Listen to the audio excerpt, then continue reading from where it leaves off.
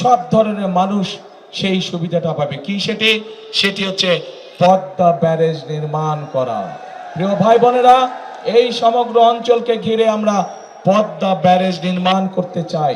প্রিয় ভাই বোনেরা, একটু আগে এখানে আমাদের ফরিদপুরের নেতারা, ফরিদপুর জেলার নেতারা একটি দাবির কথা বলেছে, দুটি দাবির কথা মূলত বলেছে। এক, এই ফরিদপুর শহরে সিটি কর্পোরেশন করা, এবং দুই, ফরিদপুরকে বিভাগ করা। তাই তো নাকি? এটাই তো শুনলাম নাকি? ঠিক শুনছি?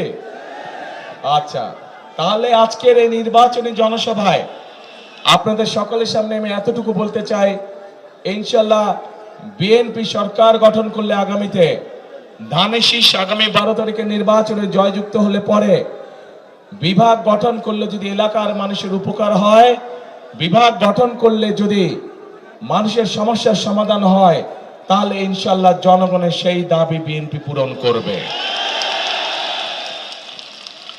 প্রিয় ভাই বোনেরা, অনেক সমস্যার কথা আমরা শুনেছি। এই সমস্যাগুলো আমি ভেবেছিলাম যে এত সমস্যা নেই, কারণ দীর্ঘ 17 বছর আমি দেশে থাকতে পারিনি। আমরা দূর থেকে শুনেছি প্রত্যেক এলাকায় বলে অনেক উন্নয়ন হয়েছে, কিন্তু যদি উন্নয়ন হয়েই থাকে তাহলে প্রার্থীরা কেন এত সমস্যার কথা বলল? তার মানে কি উন্নয়নের ফাঁকা বলি ছিল এতদিন? তাহলে প্রিয় ভাই বোনেরা, এখন সময়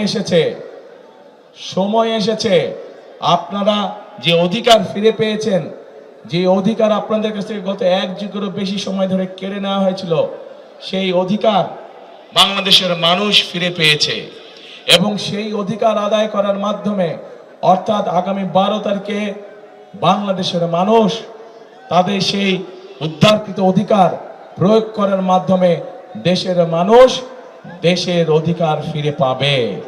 কারণ আমরা যারা বিএনপি করি, আমরা বিশ্বাস করি যে এই দেশের বিএনপির সকল ক্ষমতার উৎস কারা?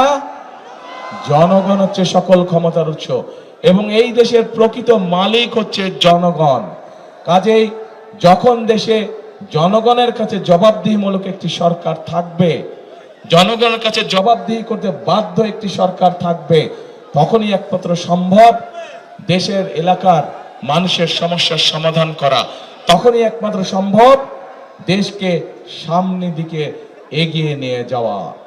এবং সেই জন্যই প্রিয় ভাই বোনেরা, এলাকার সমস্যা যেমন আছে, একই সাথে আরো বহু কতগুলো সমস্যা আছে, এবং সেগুলো সম্পর্কে আমরা আমাদের দলের পক্ষ থেকে পরিকল্পনা গ্রহণ করেছি যে বিএনপিকে বাংলাদেশের মানুষ 12 তারিখে নির্বাচনে দেশ পরিচালনার সুযোগ দিলে বিএনপি কি কি পরিকল্পনা গ্রহণ করবে, যাতে করে এলাকার সমস্যার সমাধান হয়, যাতে করে দেশের মানুষের সমস্যার সমাধান হয়।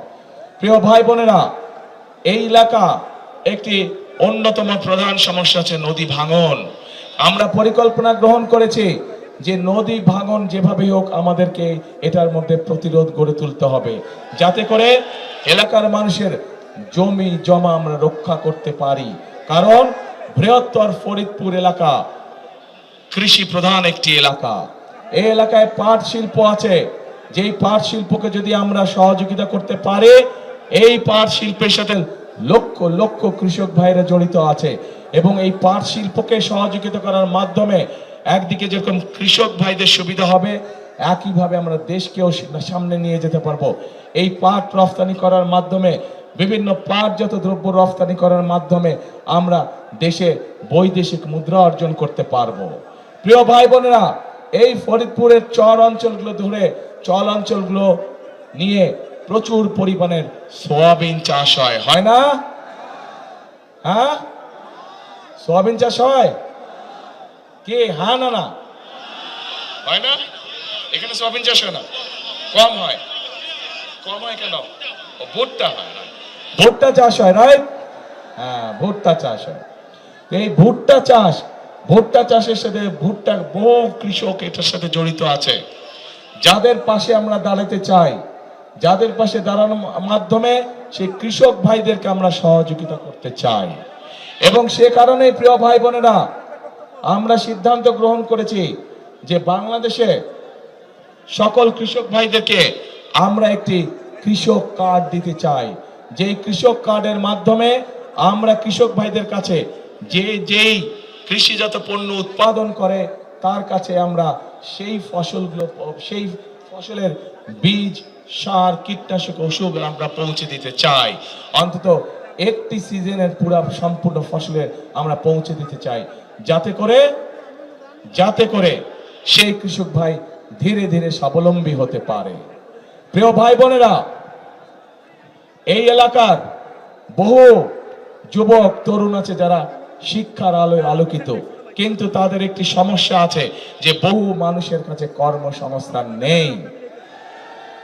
আমরা পরিকল্পনা গ্রহণ করেছি বাংলাদেশের প্রত্যেকটি এলাকা, প্রত্যেকটি জেলার বিভিন্ন রকম বৈশিষ্ট্য আছে, সেই বৈশিষ্ট্যগুলো পর্যালোচনা করে সেই এলাকার উপযুক্ত কি কি কলকারখানা তৈরি করা যায়, যে সকল কলকারখানা তৈরি করলে পরে সেই এলাকার মানুষের কর্মসংস্থান হবে, এবং সেভাবেই আমরা গড়ে তুলতে চাই। কৃষি এবং শিল্প দুটোকে আমরা গড়ে তুলতে চাই, যাতে করে প্রত্যেকটি এলাকার মানুষের কর্মসংস্থানের সুযোগ হয়, যাতে করে সেই এলাকার মানুষ আত্মসম্মানের সঙ্গে বেঁচে থাকতে পারে।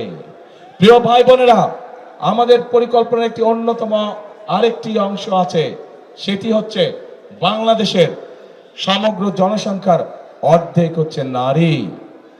এই নারীদেরকে শিক্ষার আলোয় আলোকিত করার জন্য, এই মা বোনদেরকে শিক্ষার আলোয় আলোকিত করার জন্য দেশনেত্রী খালেদা জিয়া যখন দেশ পরিচালনার দায়িত্বে ছিলেন, সেই সময় তিনি ক্লাস 1 থেকে ক্লাস 12 অর্থাৎ ইন্টারমিডিয়েট পর্যন্ত মেয়েদের শিক্ষা ব্যবস্থা ফ্রি করে দিয়েছিলেন।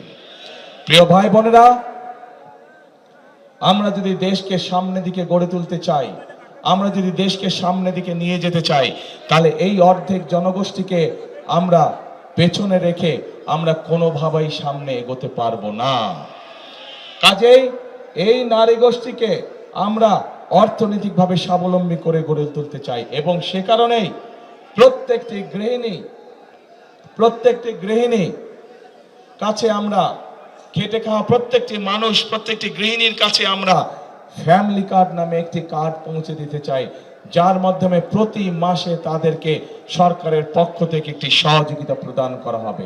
এবং আমরা বিশ্বাস করি এটি যদি আমরা বেশ কয়েক বছর চালু রাখতে পারি, ইনশাআল্লাহ, তাহলে বাংলাদেশের গ্রামে গঞ্জে শহরে খেটে খাওয়া পরিবার যেগুলো আছে, সেই পরিবারগুলো ধীরে ধীরে অর্থনৈতিকভাবে স্বাবলম্বী হতে পারবে, এবং স্বাবলম্বী করতে পারলেই, পরিবারগুলোকে আমরা স্বাবলম্বী করতে পারলেই দেশ ধীরে ধীরে সামনের দিকে এগিয়ে যেতে সক্ষম হবে।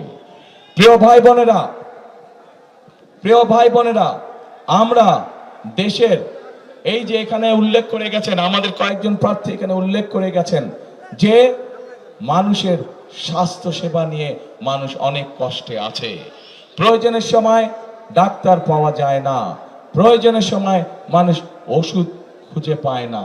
সেজন্য আমরা সিদ্ধান্ত গ্রহণ করেছি যে বাংলাদেশে বিশেষ করে এই যেই হাসপাতালগুলো আছে, এগুলোকে তো আমরা মেরামত করব, এখানে ডাক্তারের ব্যবস্থা ইনশাল্লাহ আমরা করব, কিন্তু একই সাথে সমগ্র বাংলাদেশে আমরা হেলথ কেয়ারার নিযুক্ত করতে চাই, যেই হেলথ কেয়ারের কাজ হবে গ্রামে গ্রামে গিয়ে, ঘরে ঘরে গিয়ে নারী এবং শিশুদেরকে তারা চিকিৎসা সুবিধা দিবে, যে সকল চিকিৎসা সুবিধা ঘরে বসে দেওয়া যায়, ছোটখাটো অসুখ বিসুখ, যাতে করে মা বোনদেরকে কষ্ট করে হাসপাতালে আসতে না হয়, ঘরে বসেই তারা ওষুধ পাবে, ইনশাল্লাহ ঘরে বসেই তারা চিকিৎসা সুবিধা পাবে। এখন প্রিয় ভাই বোনেরা, আরেকটি কাজ আমরা করতে চাই। এই পুরো অঞ্চলের একটি অত্যন্ত গুরুত্বপূর্ণ প্রয়োজনীয় কাজ আছে, যেই কাজটি করলে শুধু যে কৃষক ভাইরা সুবিধা পাবে তা নয়, কৃষক ভাইদের পাশে সব ধরনের মানুষ সেই সুবিধাটা পাবে। কি সেটি হচ্ছে পদ্মা ব্যারেজ নির্মাণ করা। প্রিয় ভাই বোনেরা, এই সমগ্র অঞ্চলকে ঘিরে আমরা পদ্মা ব্যারেজ নির্মাণ করতে চাই, যাতে করে ড্রাই সিজনে, শুকনা মৌসুমে এই এলাকার মানুষের পানির কষ্ট না থাকে, চাষাবাসের কষ্ট না থাকে, সেই জন্য আমরা পদ্মা ব্যারেজ নির্মাণ করতে চাই।